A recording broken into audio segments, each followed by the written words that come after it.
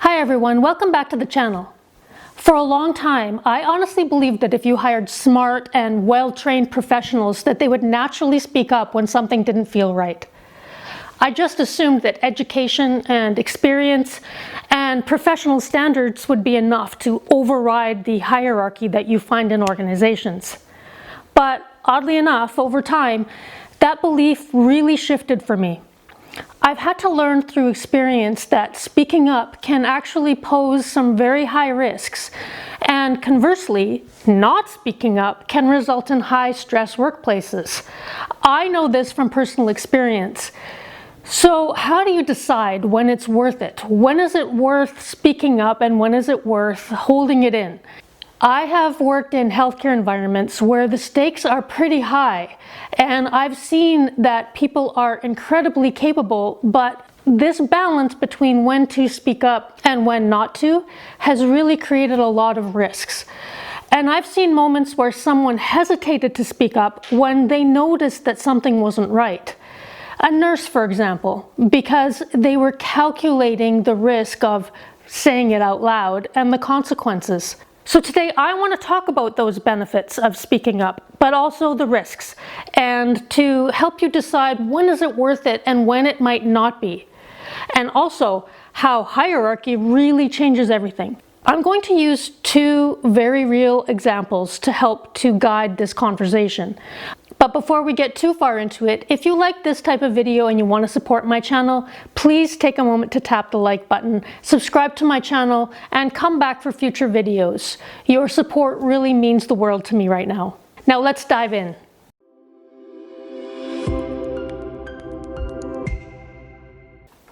So using my own career as an example, in Canadian healthcare, we've known for years that communication breakdown is a major factor in adverse events.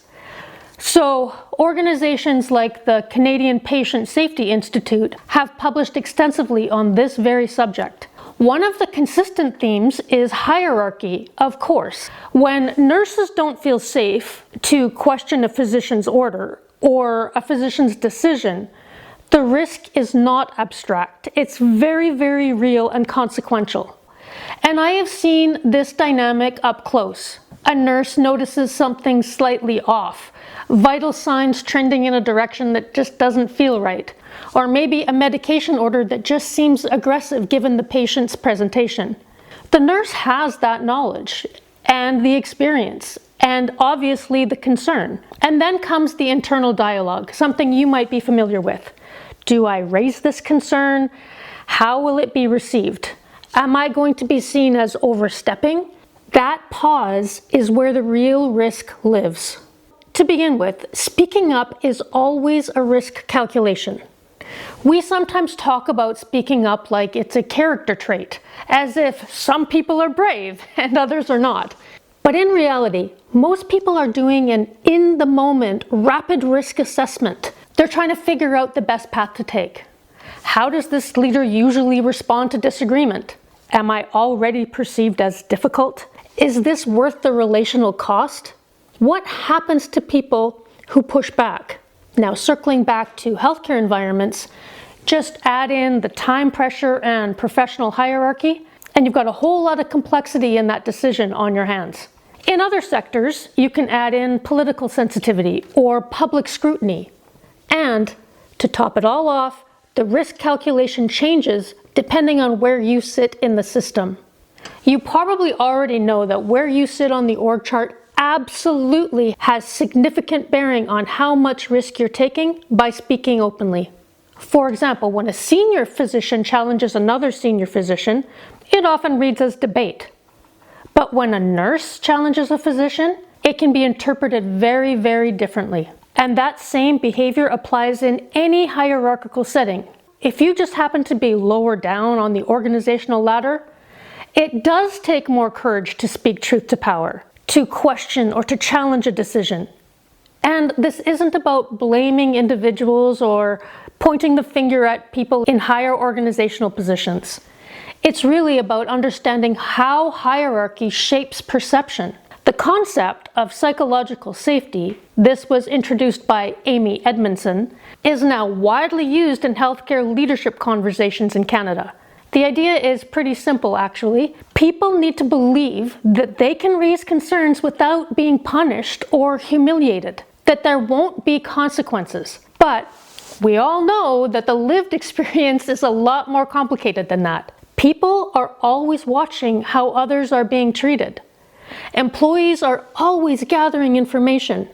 They're observing every leadership behavior.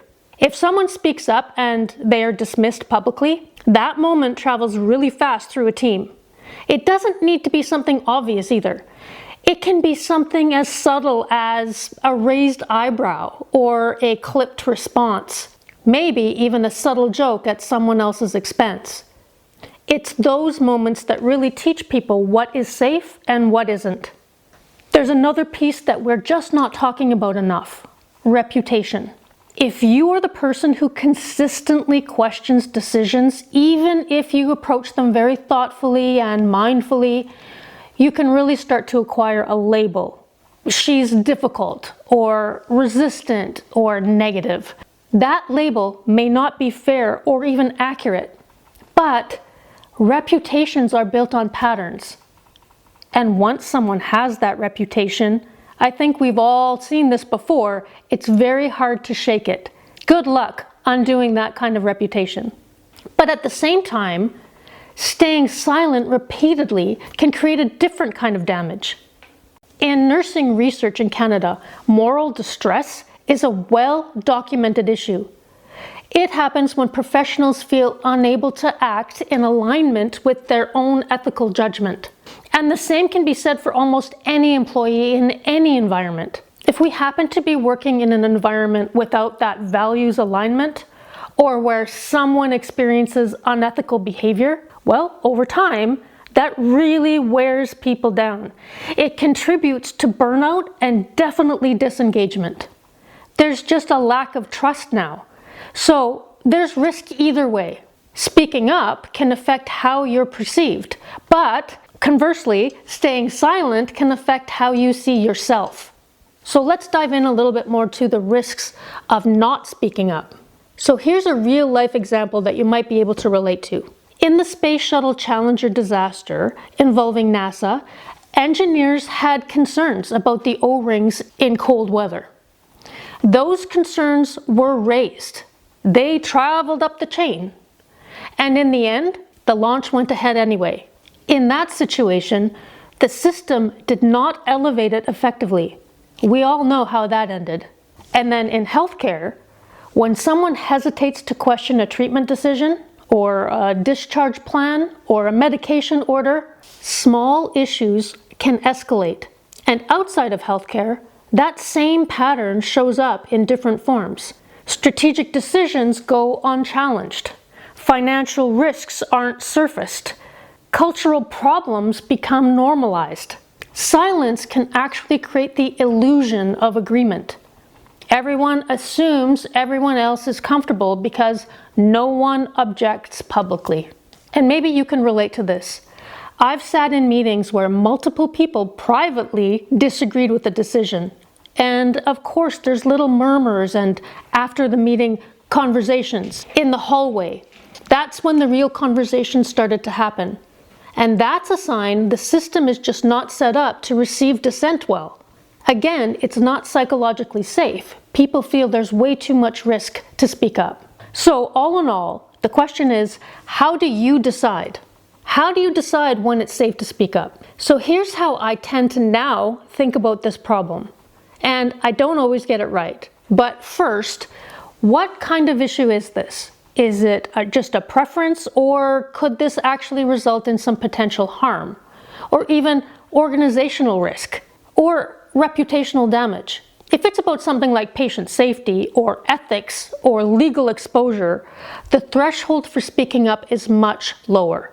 Obviously, that's the path you should take. Those are usually worth the discomfort. The second thing that I ask is, what do I know about this environment? How has disagreement been handled before? Is there a way that I can raise this privately rather than publicly? Just remember, how you say something matters as much as what you say. So just be mindful of that. There might be a way that you can actually flag this without it raising too many red flags about reputation. For example, a nurse might frame it like this: I want to make sure we're looking at the full picture. I'm noticing these changes in the patient's vitals and I'm concerned about discharge timing. Can we review that together? That centers the conversation on the patient. It uses observable data. It actually invites collaboration rather than confrontation. And as we all know, unfortunately, ego can get in the way of people accepting suggestions from those who are not seen as equals. So, if you are in a position of power and authority, or in any type of leadership role, you can help by making it normal to hear challenges. As a leader, you can ask, for example, what are we missing? And then you have to mean it. You also have to thank people for raising concerns, even when it's inconvenient or it pings at your ego a little bit. Here's when letting go makes sense. There are times when speaking up is about preference and not protection. Those moments may not be worth spending political capital on. Letting go strategically can actually preserve credibility for the issues that truly matter. Yes, that means choose your battles. You don't need to die on every hill, and sometimes it actually might make sense for you to leave room for others to speak up. But that being said, if you find yourself repeatedly suppressing concerns about safety or ethics, that's a signal worth paying attention to.